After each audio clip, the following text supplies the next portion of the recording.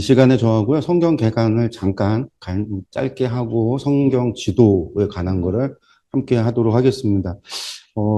이전까지 저희가 성경 지도를 구약 지도, 신약 지도 나눠서 두 번을 강의를 진행을 했는데, 이번에는 그냥 성서 지도로 이번 시간만 성서 지도가 있기 때문에, 좀 내용을 좀 예전 강의랑 조금 많이 좀 달라졌다, 변한 부분이 있기 때문에 혹시라도 좀 이렇게 나눠져 있는 것들을 보고 싶다라고 한다면 여러분들이 유튜브를 한번 저희 한마성경학교 찾아보면 강의가 다 올라와 있으니까 또 그것을 참고해서 또 추후에 공부를 하면 좋을 것 같습니다. 네, 성경 개관을 좀 들어가서 먼저 좀 말씀을 드리면요. 뭐 우리가 다 아는 이야기지만 구약과 신약으로 우리가 성경이 나눠져 있고 구약은 히브리어, 신약은 헬라어로 기록이 되어져 있고 아람어가 일부 기록되어져 있죠. 그래서 뭐 39권과 27권으로 되어져 있는데 이렇게 신약과 구약으로 나눠지는 것이 어디에서 이루어지느냐면 예레미야 31장에 나오는 이 말씀 때문에 그렇죠. 내가 이스라엘 집과 유다 집에 새 언약을 맺는다라고 하는 하나님의 말씀, 이것 때문에 우리가 이제 옛 언약과 새 언약이라는 말로 표현을 하지만 옛 언약과 새 언약이 전혀 분리되어 있는, 따로 떨어져 있는 게 아니다라는 것은 말씀 안에서도 나오는 게, 여기 보시면 이제 파란색으로 표현되어져 있는 애굽 땅에서 인도하여 내던 날에 맺은 것과 같지 아니할 것, 이것은 이제 시내산 언약을 얘기하죠.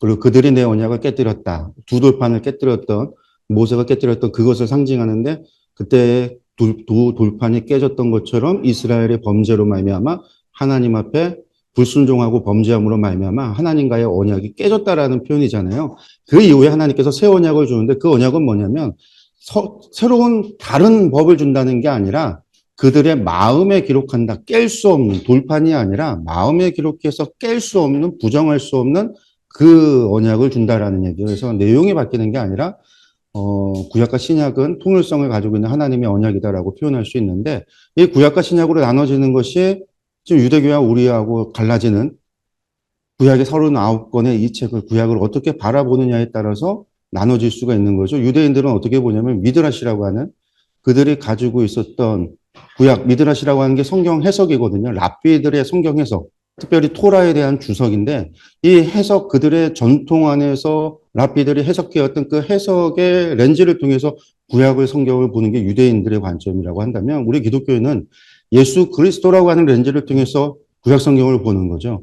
그리고 이제 유대인들은 미드라시에 그들의 전통이었던 구전율법, 미시나가 합쳐져서 그것이 오늘날의 유대교로서 발전을 하게 되는 거고, 우리는 예수 그리스도를 통해서 구약 성경을 바라봤을 때 구약의 말씀이 끝나는 거, 구약의 말씀으로 끝이 아니라 하나님께서 주시는 새 언약이 예수 그리스도를 통해서 우리에게 주어졌다라고 하는 관점이 생성되어지고, 그것에 대한 것이 이제 신약 성경을 통해서 기록이 되죠. 그래서 이 신약 성경을 통해서 우리가 교회가 예수님의 대위임령, 내가 모든 민족으로 제자를 삼아 아버지 아들과 성령의 이름으로 세례를 주고 내가 너에게 분부한 모든 것을 가르쳐 지키게 하라. 여기에서 교회가 출발을 하는 거죠. 그래서 구약을 이해하는 방식에 있어서 우리는 유대인과 기독교가 이렇게 나누어진다라고 볼 수 있습니다. 그 유대인들이 구약 성경 39권을 보고 우리도 구약 성경 39권을 경전으로 가지고 있는 것은 동의해요. 유대인들이 이 39권의 경전을 정경하는 과정을 좀 살펴보면요. 연대를 우리가 좀 본다면 우리가 신해산을 주전 한 14세기로 이야기할 때 전통적인 견해가 주전 14세기, 그리고 요즘 이제 많이 이야기되는 게 주전 13세기, 12세기까지 이야기를 하고 있는데, 저희가 이제 전통적으로 14세기를 이야기할 때 14세기 신해산에서부터 시작이 돼서 진행이 되어지는 이 과정을 본다면요. 신해산 사건에서 하나님께서 처음 주셨던 건 두 돌판을 통해서 주어진 거죠. 그리고 그것이 기록이 되어질 때는 중요한 것부터 기록이 돼요. 왜냐하면 문자도 없었던 시대에 그들이 무엇인가를 생산하고 만들어내기 위해서는 엄청난 노력과 재정과 노력이 필요해지는 그런 상황 속에서 수요가 없으면 만들 필요가 없거든요. 그래서 그들에게 중요한 것부터 기록되어질 때 가장 먼저 기록이 되어지는 게 레위기고, 그리고 우리가 이스라엘 역사에서 솔로몬 시대라고 하는데 주전 10세기경부터 우리가 알고 있는 이스라엘의 문법, 언어가 생성이 돼요. 그 전까지는 그들이 이집트의 언어를 가져다가 또 그 페니케의 언어를 갖다가 문자를 가져다가 그것들을 사용해서 그러니까 정형화되어진 문법이 아니라 자신들이 쓰고 싶은, 우리가 이제 히브리어가 오른쪽에서 왼쪽으로 기록되어지는데 이전까지는요, 이게 오른쪽에서 왼쪽으로 쓰여지는 문법 체계가 만들어지는 게 주전 10세기거든요. 솔로몬 시대라고 불리우는 주전 10세기인데 그 이전까지는 히브리어가 왼쪽에서 오른쪽으로 기록될 때도 있고 오른쪽에서 왼쪽으로 기록될 때도 있고 위에서 아래로 기록될 때도 있고 지멋대로였다라는 거예요. 왜? 문법이 정형화되지 않았기 때문에. 그래서 이제 이 시기 때 두루마리 이제 많은 문서들이 만들어지게 되어질 때 우리가 이제 보통 레위기가 이때쯤 만들어지지 않았을까. 그리고 예루살렘 멸망 전후로 해서 우리가 모세 오경이라고 하는 책들이 기록되어졌고 이것들이 성전에서 종교인들, 제사장과 레위인들을 위주로 해서 필요에 의해서 경전이 있어지지 않았을까. 우리가 이제 그것을 흔적을 발견하는 게 요시아의 종교개혁에서 두루마리 항아리에서 율법서를 발견했다라고 하는 표현들을 발견하잖아요. 보게 되어지는데 이제 그런 걸 통해서 중요한 문서들로부터 기록이 될 때 모세오경인 거죠. 그리고 나서 2차 성전 시대 때 많은 성경들이 생산이 돼요. 예루살렘 멸망 이후에 바벨론 포로로 넘어가서 생산돼요. 많은 성경들이 생산이 되고 이 생산된 성경들 가운데 우리가 잘 알고 있는 70인역 성경이라고 하는 것이 헬라어로 번역되어지는 것이 우리가 이제 3세기, 2세기, 주전 3세기, 2세기경에 쓰여지는데 이 과정을 겪고 나서 AD 90년에 가면 AD 90년에 예루살렘 멸망 이후에 이스라엘 사람들이 유대 사람들이 남겨진 사람들이 이 요하난 벤 자카이라고 하는 사람을 중심으로 해서 다시금 그 산헤드린을 만들어지고 얌니아의 대학교 유대교 율법학교를 세우고 그런 과정을 거쳐서 그의 제자였던 가말리엘 2세에 의해서 얌니아 회의가 열렸을 때 그 회의에서 최종적으로 유대인들이 성경을 24개의 두루마리를 정경으로 만들게 되고 그 정경을 타낙이라고 부르게 되는 거예요. 그러니까 이때 그들은 구약 성경이라고 부르지 않죠. 왜? 옛 언약이라는 게 없어요. 유대인들은. 타낙으로 끝이지. 우리가 구약과 신약인 거지. 유대인들은 타낙과 미드라시와 미시나라고 하는 것이 그들의 경전이지. 그러니까 타낙이라고 하는 게 AD 90년경에 만들어진다. 그리고 그것을 다시 한번 이야기를 한다면 사실상 예루살렘 멸망 전까지는 구전시대라고 보면 돼요. 이스라엘 역사에서 거의가 구전시대로 입에서 입으로 전승이 되고 수요에 의해서 읽혀지는 때가 언제냐? 바벨론 포로에서 회당이 지어지고 성전이 무너지고 나서 회당이 지어지고 회당을 중심으로 그들이 종교 생활을 하게 되어지면서 두루마리가 읽혀지기 시작을 해요. 이때부터가 이제 문서 시대라고 보시면 되고 많은 두루마리가 필요로 해서 두루마리를 만들어내죠. 생산하게 되어지고 이때 특히 바벨론에서 만들어진 것이 아람어 로 기록이 된 성경, 바벨론 탈굼이라고 하는 것이 기록이 돼요. 이게 지금 우리가 이제 가지고 있는 가장 오래된 성서의 일부분이 바벨론 탈굼 같은 경우죠. 그래서 우리가 본다면 구전시대와 문서시대로 나눠서 볼 수 있는데 예루살렘 멸망이라고 하는 것을 전후로 해서 사실상 구전시대에서 문서시대로 넘어간다. 그래서 우리가 보는 많은 성경들이 문서시대에 기록이 됐다. 그래서 학교에서 배우게 될 때는 그래서 모세오경 같은 경우도 언제 기록됐냐? 주전 4세기 이후에 기록됐다고 이야기를 하죠. 그래서 문서시대 때 기록됐다고 얘기를 해요. 왜냐? 모든 학문은 근거주의에 입각했는데 근거가 있느냐라는 거예요. 자료가 있느냐. 구전시대에는 근거가 없어요. 자료가 남겨져 있는 역사적 자료가 없으니까 그거에 대해서 이야기 주장할 수가 없는 거죠. 조그만 뭐 문서라도 쪼가리라도 남아있으면 근거로서 내세울 수 있으니까 그래서 사실상 문서시대를 얘기하지만 문서시대에 기록된 책들이 무에서 유를 창조해낸 게 아니라 이전부터 이루어졌던 구전 전승 속에서 성경이 필요한 것대로 차근차근 그러니까 성경 전체에서 구약에서 이스라엘 사람들에서 가장 중요한 거는 레위기거든요. 레위기. 레위기가 모세오경의 핵심이고 율법의 핵심이 레위기니까 신해사 언약이니까 레위기로부터 시작해서 성경이 기록되어져 가는 거죠. 레위기 이전에는 십계명, 두 돌판이 먼저였고요. 우리가 이런 것들을 역사적인 배경을 좀 알았으면 좋겠고요. 우리가 이제 제가 아까 말씀드렸다시피 언어에 대한 얘기를 잠깐 했는데요. 여기 보시는 이게 히브리어 언어의 발전체계예요. 제일 맨 위에 있는 게 현대 히브리어 인쇄체라고 하는 것이고요. 알라베트까지만 달렛으로 진행이 되는 이 오른쪽에서 왼쪽으로 가는 거죠. 이 히브리어가 현대 인쇄체고요. 그 밑에 게 주전 1500년경에 프로토 시나이틱 이게 시나이 반도에서 사용되어졌던 초기 버전의 언어예요. 이게 이집트 상형 문자를 가져다가 사용됐던 언어예요. 근데 이 가운데서 우리가 이제 보게 되는 것 중에 이스라엘 역사에서 가장 오래된 이스라엘 히브리어 자료가 뭐냐면 게젤 달력이라고 하는 건데 이게 이제 기원전 10세기예요. 이 기원전 10세기가 솔로몬 시대인데 기원전 10세기의 게젤 달력이라는 걸 통해서 당시 시대의 문자가 이렇게 기록됐다는 거죠. 여기서도 보면 완전한 현대 히브리어 철자하고 빠져 있고 생략되어져 있는 부분들이 있다라는 거예요. 근데 이때 이후로는 모든 문서가 오른쪽에서 왼쪽으로 기록되어지는 문법 체계가 이루어지고 있다라는 거고요. 이게 그 네 번째 쿰란 공동체, 우리가 사회사본이라고 하는 네 번째 동굴에서 발견된 사회사본에 기록된 문자예요. 히브리어 문자. 이게 이제 기원전 2세기인데 여기를 보면 현대 히브리어 인쇄체하고 비슷하죠. 그래서 이때는 이미 문자가 이렇게 이루어졌구나라는 걸 알 수 있는데 우리나라처럼 세종대왕님께서 있어서 훈민정음 반포하고 그 연대를 갖다가 그 역사에 기록되어져 있어서 정확하게 알 수 있는 그게 아니잖아요. 다른 나라들이 다 그런 나라들이 아니라 언어가 만들어져 가는 게 시대를 거쳐서 자연스럽게 만들어져 가고 주변 나라들의 문자와 언어가 영향을 받아서 그렇게 되어지는데 이스라엘도 마찬가지였다. 그들의 히브리어 문자가 처음부터 존재했던 게 아니라 이집트의 언어를 사용하다가 그들이 가나안에 정착할 때 페니키아의 언어를 사용해서 페니키아의 알파벳을 가져다가 히브리어. 페니키아가 모든 문자의 시작이에요.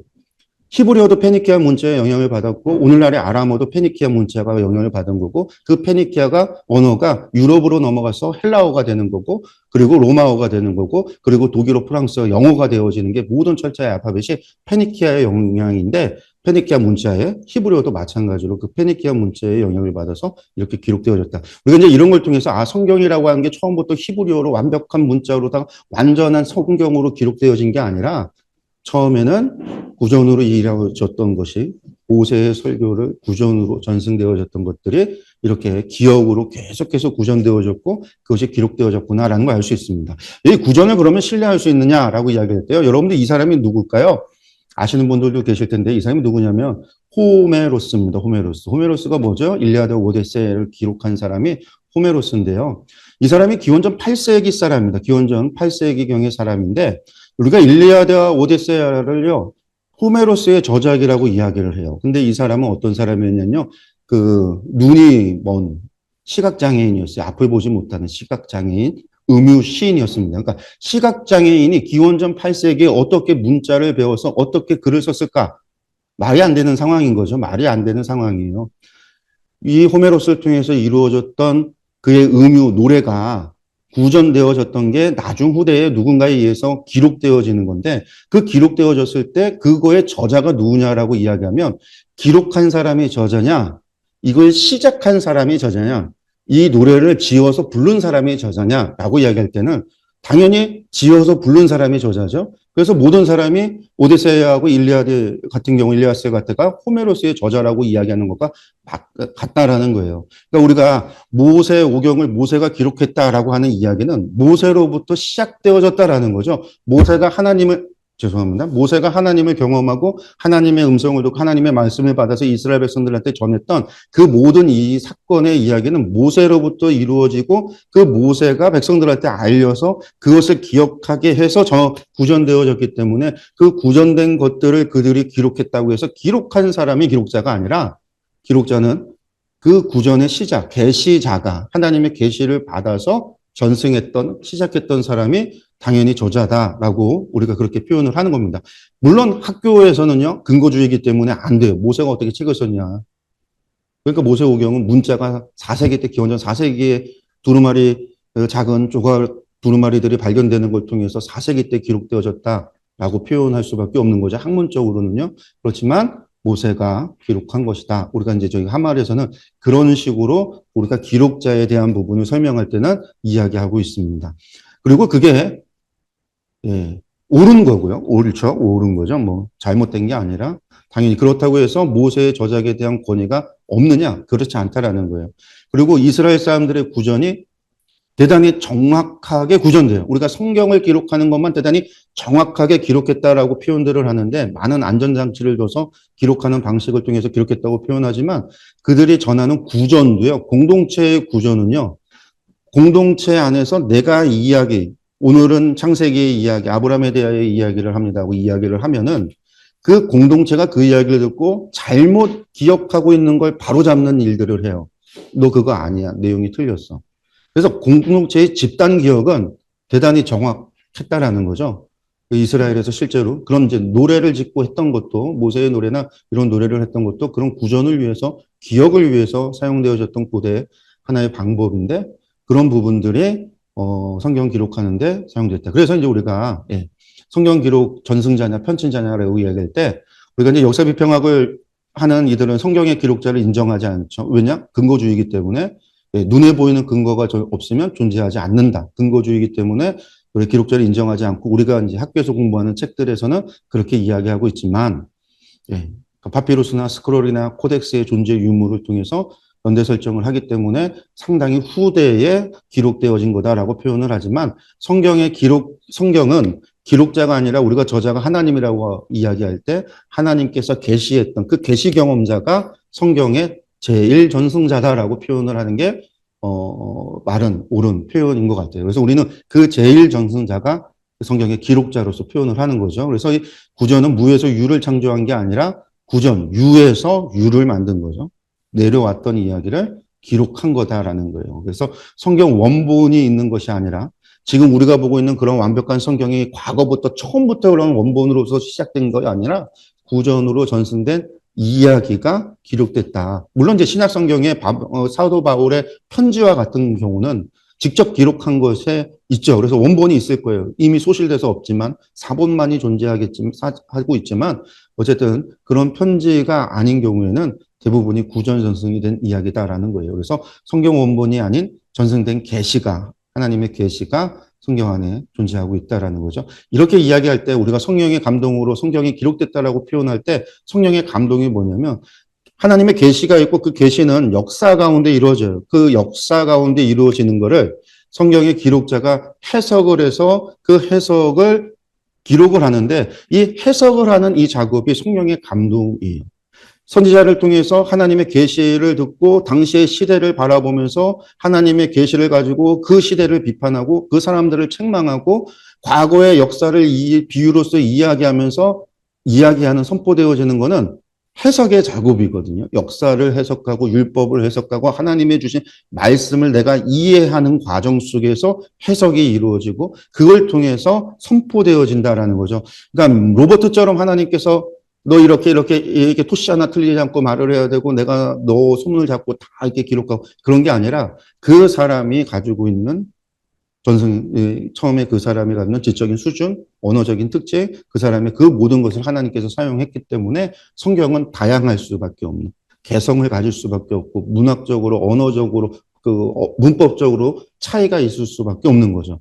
그리고 또 이제 이런 해석이 정말 있느냐? 마찬가지로 레위기 같은 경우가 신명기가 레위기의 해석이라고 보통 우리가 이야기하죠. 성경이 해석이 있다라고 우리가 이야기하고 있다라는 거예요. 그런 부분이 다르고 우리가 신약 성경 4개의 복음서가 계시 사건은 예수님의 공생의 3년은 동일해요. 있어요. 역사 가운데 있었던 건 객관적인 사건이에요. 그 사건이 복음서 저자들이 자신들의 공동체에게 메시지로 전파되어질 때는 다른 관점에서 전파되어지잖아요. 다른 관점이라는 게 해석되어졌다라는 거예요. 그러니까 이 부분이 성령의 감동, 성령님의 감동으로 이루어지는 거고 계시와 역사는 객관적인 사실이다라는 거죠. 그러니까 이런 부분들이 성령의 감동으로 기록된 최종 형태의 성경이고 이런 부분에서 우리가 성경을 공부하는데 당연히 하나님의 계시가 무엇이냐, 하나님 무엇을 보여주려고 하느냐, 하나님의 뜻이 무엇이냐, 하나님의 마음이 무엇이냐라는 질문이 역사 안에서 물어야 된다라는 거예요. 역사 안에서. 역사 안에서 물어야 되고 그 역사 안에서 하나님의 그 부분을 성경을 기록한 사람은 어떻게 해석했느냐, 어떻게 이해했느냐, 그가 어떻게 설명하고 있느냐, 그가 어떤 방식으로 이것을 풀어내고 있느냐라고 하는 것이 우리가 성서학을 공부하면서 접근하는 방법이죠. 이걸 위해서 우리가 주석도 배우는 거고요. 그런 것들을 우리가 보게 되어진다라는 걸 볼 수 있습니다. 전승된 계시고요. 성경의 무엇성이라고 한다면 그건 뭐냐? 성경이 계시는 역사적이고 그것이 구전으로 전승되어졌고 구전된 계시는 필요에 의해서 기록되어졌고 이것이 하나님의 말씀이 그래서 구전이 하나님의 계시에 무호한 것 그것이 기록되어지는 과정 속에서는 물론 성경 가운데 계시가 구전이 되고 구전이 사본으로 기록이 되어지고 기록된 게 사본으로 재생산이 되고 그것이 오늘날 우리 성경에 주어질 때는 다시 번역의 과정을 거쳐서 우리에게 오잖아요. 개역 개정으로. 여기에 해석되고 이해되어지는 과정 속에서 오류는 있을 수 있어요. 그래서 우리가 개역개정 성경 하나만 봐서는 성경을 100%알 수 있냐? 부족한 부분이 있어요. 왜냐하면 잘못 번역된 부분이 있어서. 그래서 우리가 새 번역도 봐야 되고 공동번역 성경도 봐야 되고 우리가 공회에서 모든 교회와 공회가 인정했던 예배 때 사용될 수 있는 성경으로 인정했던 그런 성경들을 다양한 성경들을 보고 그 외에 다양한 사람들이 또한 해석해 놓은 것들을 보고 우리는 또 할 수 있으면 원어를 공부해서 성경을 직접 원래의 의미가 무엇인가를 직역해 보는 뭐 그런 것들이 과정이 필요한 거죠. 여기에서 이제 무효하다라고 할 때는 하나님의 계시가 무효하다라는 거죠. 하나님의 계시가. 예. 그래서 성경의 계시와 구전, 사본과 번역의 정과정을 하나님께서 주관하셨다라고 하는 게 교회의 신앙 고백이에요. 그래서 우리가 오늘 한글 성경을 보면서 이게 하나님의 말씀이냐라고 우리가 고백할 수 있는 거는 하나님의 말씀이다라고 고백하는 거는 이 전 과정을 하나님께서 주관하셨다라는 신앙의 고백이기 때문에 그렇다라는 겁니다. 예, 그다음에 성경을 위한 하나님의 성경학교의 성경관을 정리를 하면은 성경은 하나님의 계시된 말씀이고 성경은 역사적이고 성경은 오직 하나의 본래적이고 정확한 의미를 갖는다. 역사적이기 때문에 그래요. 그 성경은 평범한 인간의 언어를 사용해서 기록됐고 번역본으로도 성경을 바르게 이해할 수 있다. 물론 충분하지 못한 부분들이 있기 때문에 다양한 번역본을 봐야 되긴 하지만 어쨌든 성경을 통해서 우리가 예수 그리스도를 믿고 구원에 이르는 데 있어서 부족함은 없다. 그것이 우리 신앙의 고백, 교회의 고백이고 성경은 세계관적 통일성을 갖는다. 구약과 신약이 다른 게 아니다. 그것은 세계관적 통일성을 갖고 그리고 또한 진리는 보편적이고 초월적이다. 성경은 역사적이고 그리고 또한 역사적인 특징을 가지고 있어서 이스라엘이라고 하는 고대 근동이라는 문화와 역사가 있지만 그 안에 담겨 있는 하나님의 계시된 메시지는 진리는 지역을 넘고 역사를 뛰어넘는 보편성과 초월성을 가지고 있다라는 거예요.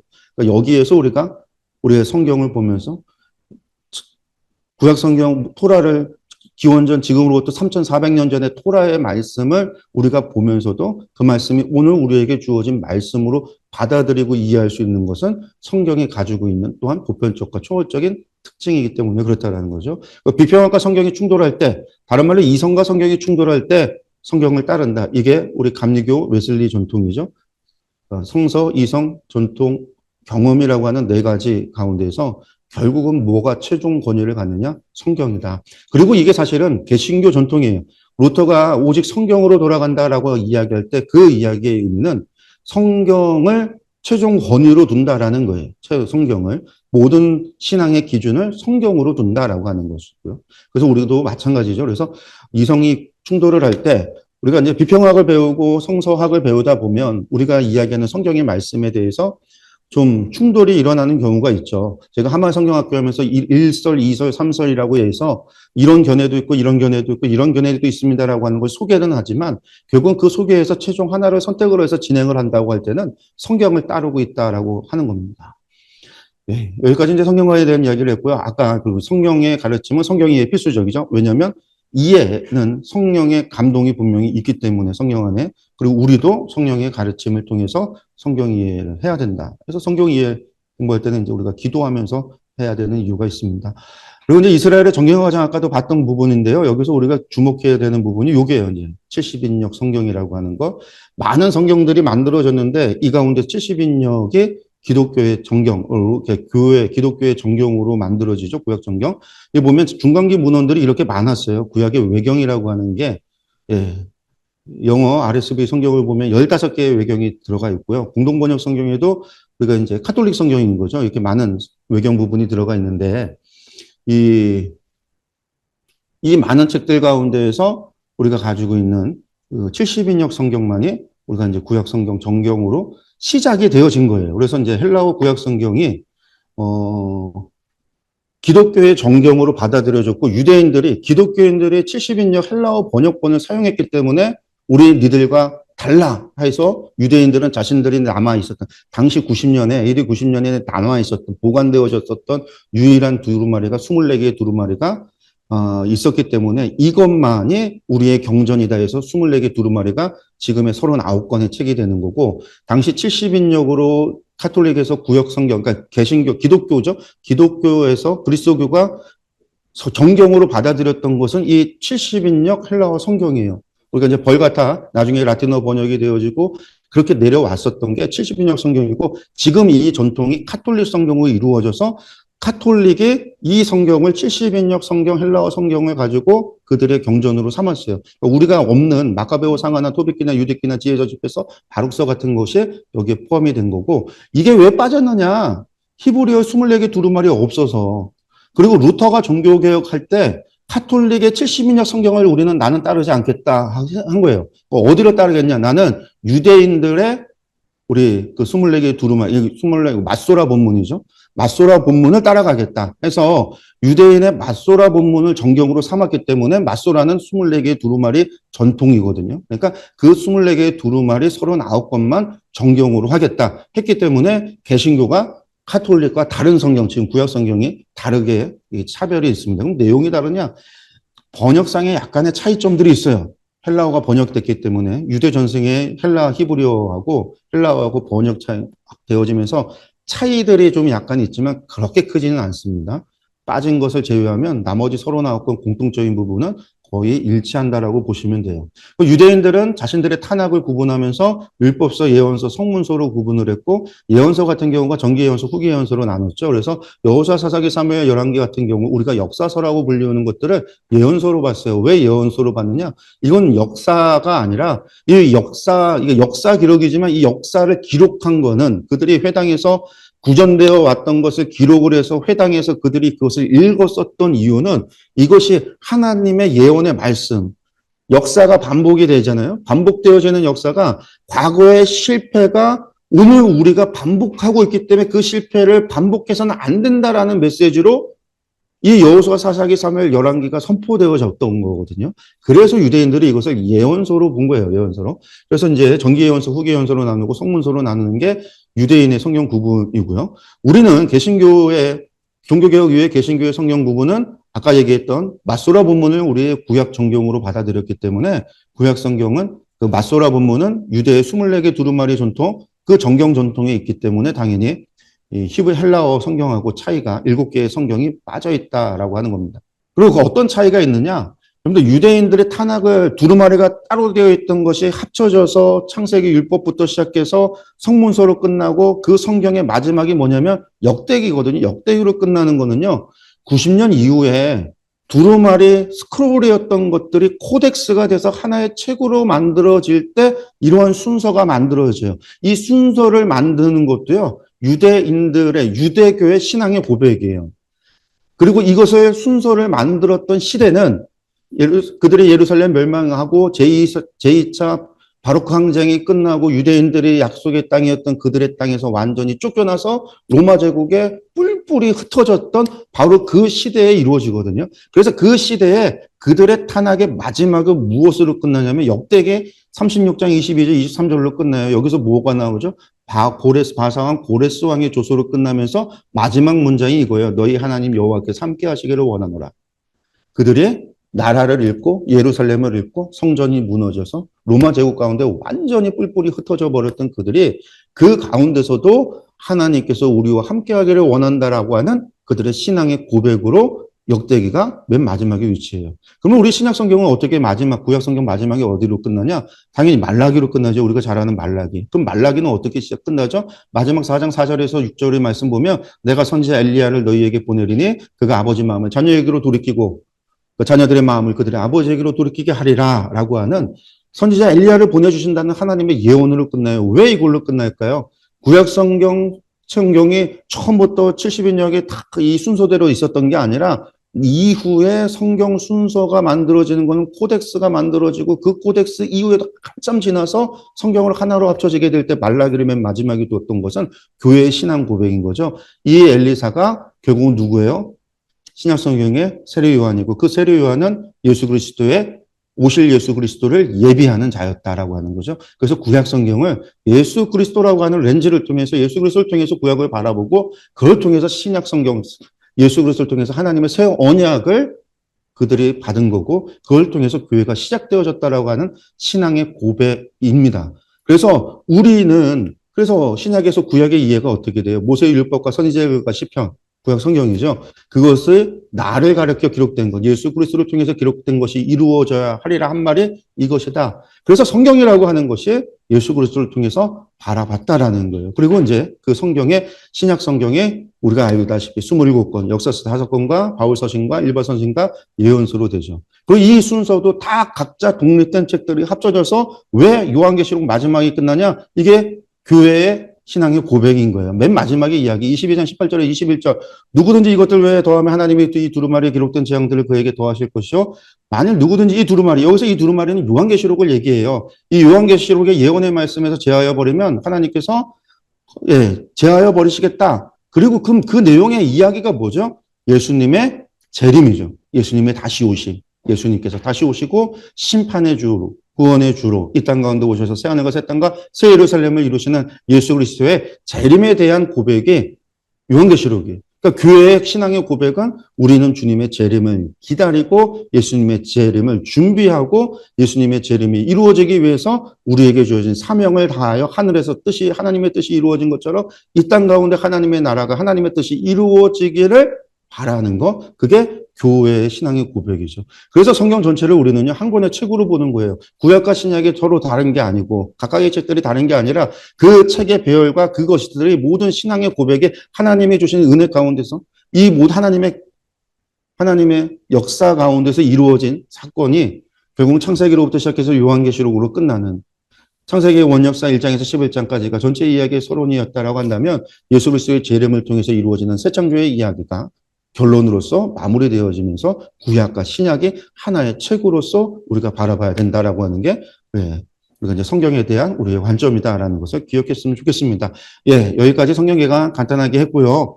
여러분들 가지고 있는 교재에 있는 성경개관 내용들은 뭐 전체적으로 한번 보셨으면 좋겠어요. 그 내용들을 제가 이제 다 하진 않고 그 중에서 제가 중요한 것들만 저희 성경관과 함께 설명을 드렸습니다.